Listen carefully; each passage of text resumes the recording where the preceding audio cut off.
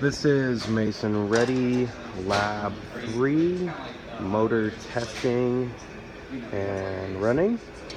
Today we have a large motor here from Magnatech Century Electric. We have a lockout module, a AC power supply, a push button, and contactor. Well, we're going to take out our lockout tagout device so we can energize the machine. I'm going to come here and power on. And power on.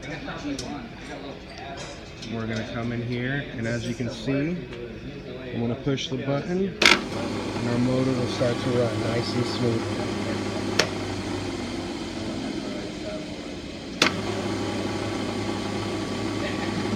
This large motor has approximately 3 horsepower and runs at a speed at approximately 1745 RPMs.